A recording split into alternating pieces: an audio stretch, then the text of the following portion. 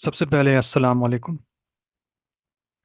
हमने last time बात की थी कुरान के मुख्तलिफ डायलेक्ट्स की। सालों से ये बात आप सुनते आए होंगे कि कुरान की ज़ेर ज़बर पेश भी जो है वो चेंज नहीं हुआ या उसके चेंज होने से मायने बदल जाते हैं।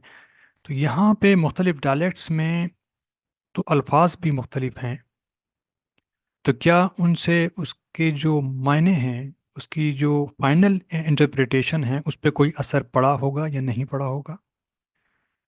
जैसा कि मैंने कहा कि अगर कोई मुहक्किक तहकीक करे इन आयात पे, तो क्या उस तहकीक का नतीजा जो जिस वाक़ये पे वो पहुँचेगा, क्या वो एक ही होगा या वो मुख्तलिफ होगा? क्या वो तारीख़ी बैकग्राउंड सेम रहेगा इन 2 आयात में, अगर हम इसको बुनियाद बना के आगे चलें? क्योंकि एक आयत में कातिल नामालूम है और दूसरी आयत में मक़तूल नामालूम है। ये बहुत बड़ा फ़र्क है। अच्छा, सोचने वाली बात ये है कि अल्लाह ताला ने कुरान दिया था कि तमाम लोग एक किताब पे जमा हो जाएं, एक मैसेज पे जमा हो जाएं। तो ये कैसे मुमकिन है कि अल्लाह ताला ने एक कुरान को मेयार बनाने के बजाय अरब कबीलों को उनके अलग-अलग कुरान दे दिए? तो क्या इस तरह यकजहती मुमकिन थी? क्या ये सही नहीं था कि तमाम कबाइल को एक डायलेक्ट पे जो है वो जमा किया जाता? क्योंकि इसी तरह तो आप जो हैं वो अहले किताब को भी दावत दे रहे हैं। तो सोचिए कि आप जब मुख्तलिफ़ कबाइल को एक डायलेक्ट पर, एक ज़बान पर जो हैं वो यकजा नहीं कर सकते, क्या आप दूसरे मज़ाहिब के लोगों को कर सकते हैं? जिनकी ज़बानें अलग हैं, जिनके जो है वो कल्चर अलग हैं, तो क्या वो लोग इस कुरान पे यकजा हो सकते हैं? अगर वो हो सकते हैं, तो अरब के कबाइल क्यों नहीं हो सकते थे? और ये आरुफ़ का, ये डायलेक्ट्स का क्या मामला है? ये एक बहुत बड़ा सवाल है। तो ना सिर्फ़ डायलेक्ट्स की प्रॉब्लम नज़र आती है, बल्कि स्कॉलर्स ने कुरान के अंदर लिखे अल्फाज के माने भी तब्दील कर लिए हैं। मिसाल के तौर पे ये एक आयत मैं आपको दिखाता हूँ। इस आयत में ये ईसा अलैहिस्सलाम की बात हो रही है और अल्लाह ताला कहता है, जब कहा अल्लाह ने, ए ईसा, बेशक मैं तुम्हें वफ़ात दूँगा और तुम्हें उठा लूँगा अपनी तरफ और तुम्हें पाक करूँगा उन लोगों से जिन्होंने कुफ़्र किया और मुकर्रर करूँगा उन लोगों को जिन्होंने तुम्हारी इत्तबा की, उन पर जिन्होंने कुफ़्र किया यूम क़यामत तक। ये आयत खुद अपनी जगह एक बहुत बड़ा सवाल है, लेकिन इसको हम बाद में वीडियोस में देखेंगे। यहाँ पर ये जो लफ्ज़ है मुतवफ़्फ़ी का, ये की वर्ड है। अगर आप इसके मायने मौत लेते हैं तो ईसा की वापसी नहीं है। ईसा को वापस नहीं आना क्योंकि उनकी मौत हो चुकी। लेकिन अगर आप इसके मायने मौत नहीं लेते, तब ईसा की वापसी होगी। तो स्कॉलर्स में ये भी एक इख्तलाफ है जो कि जिससे आप वाकिफ़ होंगे। स्कॉलर्स यहाँ ये बताते हैं कि वफ़ा के माने मौत नहीं है और मौत के माने मौत है। अरबी में दोनों लफ्ज़ हैं, एक वफ़ा भी है और एक मौत भी है। तो मौत का मतलब जो है वो मौत है, लेकिन यहाँ वफ़ा का मतलब मौत नहीं होता। लेकिन दूसरी तरफ जब मौत का लफ्ज़ आया, तो यहाँ भी फिर गए और उन्होंने कह दिया कि यहाँ भी हम मौत नहीं मानते। ये आयत मोहम्मद सल्लल्लाहु अलैहि वसल्लम के लिए आई है कि बेशक तुम्हें मरना है और बेशक उन्हें मरना है। तो आप जानते हों कि बहुत से स्कॉलर्स ने यहाँ मौत के मानों को डिनाई कर दिया। क्यों? क्योंकि अक़ीदत की बिना पर उन्होंने ऐसा किया। और कुरान में बहुत सारे अल्फाज ऐसे हैं जो अक़ीदत की बिना पर उनके माने डिनाई कर दिए गए हैं। बताया जाता है कि अरबी ज़बान जो है वो बहुत वसी ज़बान है और अगर किसी हालत में थोड़ी भी तब्दीली होती है तो वहाँ पे उसके लिए लफ्ज़ चेंज हो जाता है। तो अगर ऐसा मामला है, तो फिर क्या अल्लाह ताला को पता नहीं था कि वो यहाँ पे मौत का मतलब मौत है? यानी आप गौर करें कि ये जो स्कॉलर्स हैं वो इम्प्लिसिटली यानी दबे अल्फाज में ये कह रहे हैं कि ये अल्लाह ने गलत लफ्ज़ का इस्तेमाल किया है और वो ये अल्लाह से बेहतर जानते हैं कि यहाँ पे किस लफ्ज़ को आना चाहिए था, लिहाजा उन्होंने उसी सेंस में इसको ट्रांसलेट किया। तो अगर आप ऐसे चलेंगे तो फिर किस तरह से जो है आप अल्लाह के पैगाम को पहचानेंगे?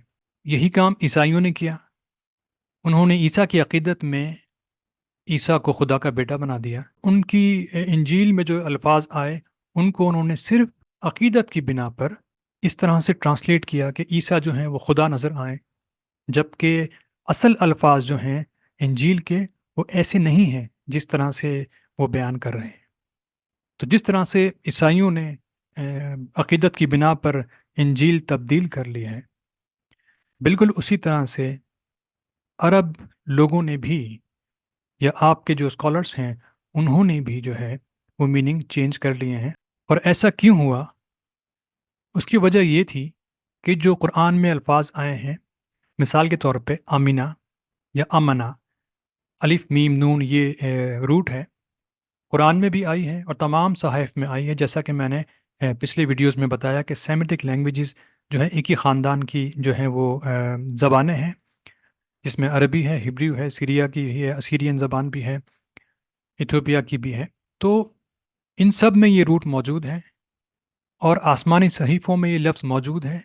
اور نوح، ابراہیم، موسیٰ، داؤد، عیسیٰ وغیرہ اپنی کتابوں میں اس کے جو معنی بتاتے ہیں آمینہ کے، وہ ایک ہی معنی ہیں اور وہ ہے سہارا دینا، سہارا لینا، کسی چیز کو مضبوطی سے پکڑ لینا سہارے کے طور پر. یہ اس کے میننگ ہیں جو تمام صحیفوں میں آپ کو ملیں گے.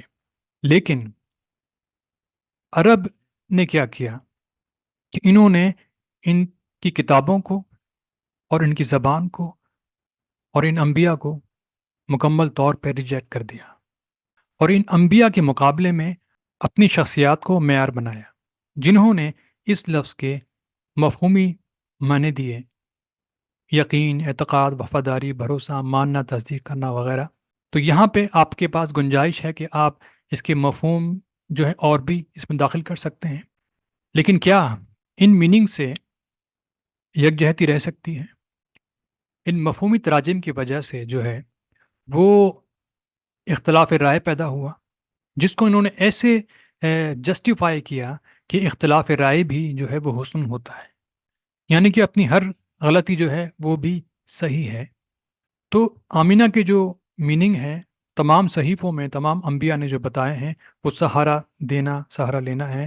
مثال کے طور پر یہ ڈکشنری ہے گیزینیوس ہیبریو چائلڈ لیکسیکون، اور اس میں آپ دیکھیے کہ یہ آمین لفظ ہے، وہی عربی الف میم نون. یہ رائٹ ٹو لیفٹ جو ہے پڑھی جاتی ہے زبان عبرانی عربی کی طرح سے. یہ ہے الف میم نون اور یہ ہے آمین.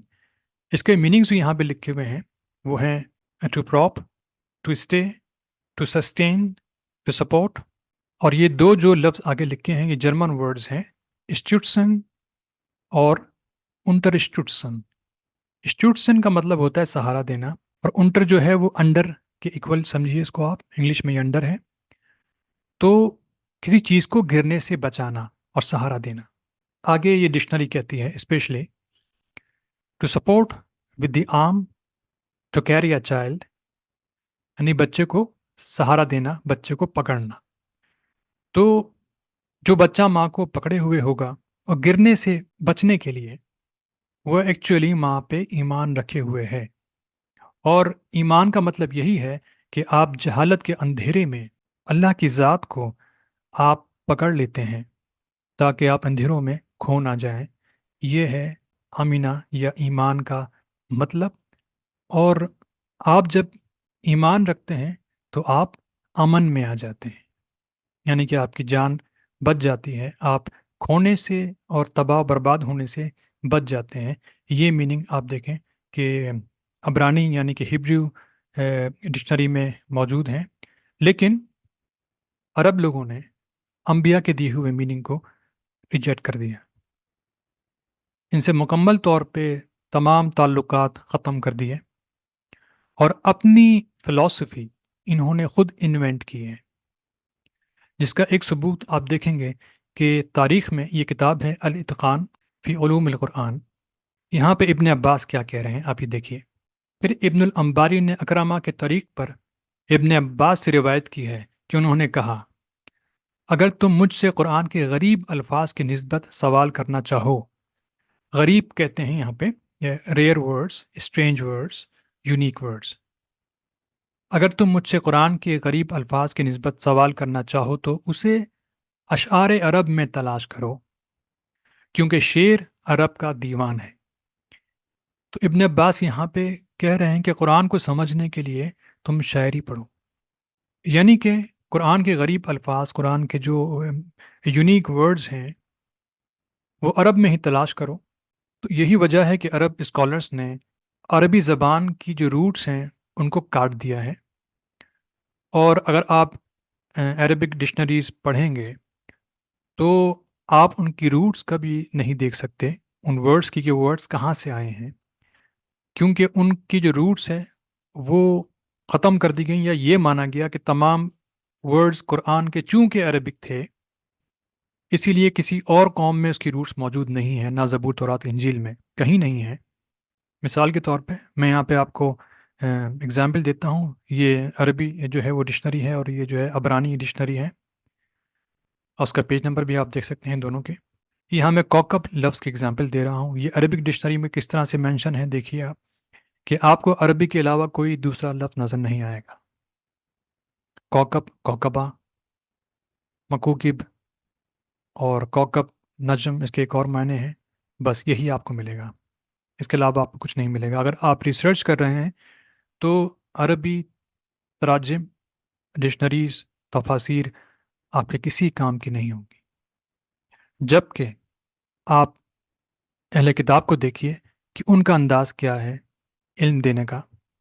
یہ لفظ یہاں پر وہی ہے، کاف، واو، کاف، بے، لیکن یہ پڑھتے اس کو تھوڑا سافٹ کر کے ہیں، تو یہ لوگ اس کو کوخف پڑھتے ہیں، کوخف تھوڑا سا سافٹ کرتے ہیں کاف کے ساؤنڈ کو بھی اور بے کے ساؤنڈ کو بھی، لیکن یہ جو حروف ہیں یہ ہیں کاف، واو، کاف، بے، کوکب، وہی لفظ عربک ہے۔ اب یہ ڈکشنری آپ دیکھیے مختلف سیمیٹک لینگویجز کی روٹس بتاتی ہے، ان کے ورڈز بتاتی ہے کہ یہ لفظ دوسری سیمیٹک لینگویجز میں کس طرح سے آیا ہے۔ آپ دیکھیے کہ عربی میں یہ لفظ کوکب ہے، سیریک میں یہ لفظ کوکبہ ہے، کاف، واو، کاف، بے، الف، کوکبہ۔ ایتھوپین میں یہ کوکب ہے، اور ساتھ میں یہ ککب بھی بتا رہے ہیں ہے، اس کی روٹ جو ہے وہ بھی یہ بتا رہے ہیں، کاف، بے، بے۔ اور عربک میں یہ کب ہے، تشدید کے ساتھ ہے کبا، اور ایتھوپین میں یہ کبب ہے، اس کے میننگ بتاتے ہیں ٹو رول اپ ان اے بال، اور آگے یہ ہے بتاتے ہیں کہ بے کو سافٹ کیا گیا ہے، اس لیے یہ تھوڑا سافٹ انداز میں بے پڑھا جا رہا ہے، کوکیف کر کے یہ پڑھا جا رہا ہے، اور اس کے میننگ بتاتے ہیں اے گلوب، اے بال۔ تو آپ یہاں یہ دیکھیے کہ کون علم کو روک رہا ہے۔ کسی بھی عربک ڈکشنری میں آپ کو روٹس نہیں ملیں گی جو سیمیٹک روٹس ہیں اس کی۔ تو اس کے بعد اگر یہ لوگ یہ ایکسپیکٹ کریں کہ یہ یہود و نصارہ اس علم کو مان لیں گے اور اپنے علم کو چھوڑ دیں گے، تو یہ کتنا ممکن ہے یہ آپ سوچ سکتے ہیں۔ اور اس کی وجہ کیا تھی کہ انہوں نے اپنا جو معیار بنایا وہ اپنے ہی قوم کے لوگوں کو بنایا، اور انہوں نے جو معیار بنایا آپ دیکھ سکتے ہیں کہ انہوں نے دوسرے قوم کے لوگوں کا علم بھی لیا، جس میں عرب بھی ہے، اس میں سیریا بھی ہے، اس میں ایتھوپیا بھی ہے، اس میں آپ اور ورڈز دیکھیں گے ڈکشنری میں تو آپ کو گریک ورڈز بھی ملیں گے، اور آپ کو جو ہے لیٹن بھی مل جائے گا، اور کہیں کہیں آپ کو جو ہے وہ سنسکرت یا جو ہے پرشین کے ورڈز بھی مل جائیں گے، یعنی کتنی قوموں کے جو ہیں وہ علوم جو یکجا کر کے یہ آپ کو ایک لفظ میں دے رہے ہیں۔ اور یہاں کیا حال ہے کہ یہ لوگ آپ کو کوئی لفظ، کوئی میننگ دینے کو تیار نہیں ہیں، اور وجہ کیا تھی کہ یہ لوگ اپنے ہی لوگوں کو اور زمانہ جاہلیت کے شاعروں کو فالو کر رہے ہیں، اور ان سے قرآن سیکھا جا رہا ہے۔ ابن عباس سے پوچھا جا رہا ہے کہ ندیہ کے میننگ کیا ہے، تو ان کو جواب دیا ہے کہ نادی مجلس کو کہتے ہیں۔ سوال کیوں کر، کیا اہل عرب اس کا استعمال کرتے ہیں؟ جواب کیا ہے؟ کسی شاعر کا قول ہے، آگے ان کا شعر ہے۔ دوسرا سوال ان سے کیا گیا ہے، قول تعالیٰ منحاسن کے کیا معنی ہیں؟ جواب، وہ دھواں جس میں آگ کا شعلہ نہ ہو۔ سوال، کیا عرب اس کو جانتے ہیں؟ جواب، بے شک شاعر کا قول ہے، رسول کا قول نہیں ہے، شاعر کا قول ہے۔ تو کیا آپ شورا کی پیروی کر رہے ہیں یا نبی کی پیروی کر رہے ہیں؟ قرآن کیا کہتا ہے؟ قرآن کہتا ہے اور شورا کی پیروی کرتے ہیں سیدھی راہ کھو دینے والے۔ تو یہاں پر میں آپ سے سوال کروں گا کہ سوچ کے بتائیے کہ کیا آپ کی جو تشریحات ہے قرآن کی وہ دور جاہلیت کے شورا نے کی ہے؟ تو سوچیے کہ کیا آپ کے رہنما وہ آباء و اجداد ہیں جو مشرک تھے، اور یہی وجہ ہے کہ آپ نے عربی شخصیات کو قیامت تک کے لیے معیار بنا دیا اور انبیاء کو مکمل طور پہ ڈینائی کر دیا۔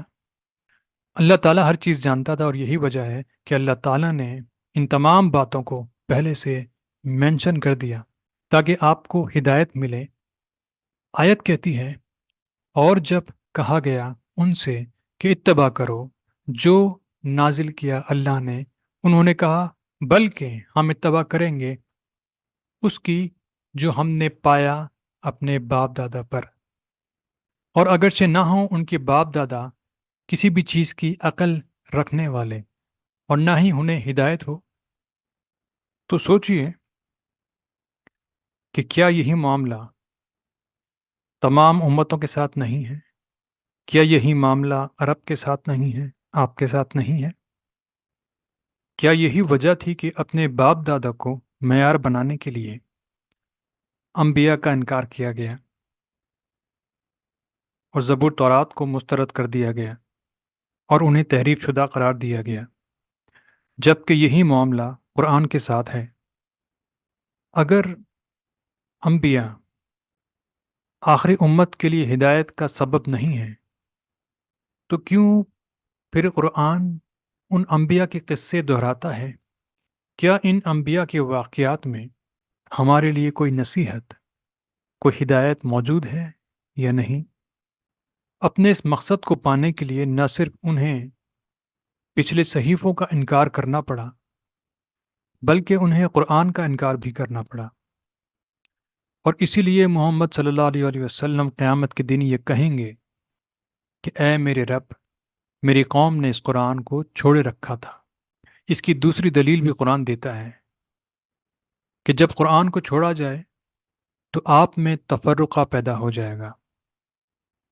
اس ویڈیو کا اختتام میں اس سوال سے کرتا ہوں کہ آپ دور جاہلیت کے مشرکین کی پیروی کرنے کو تیار ہیں لیکن انبیاء کی نہیں۔ ایسا کیوں ہے؟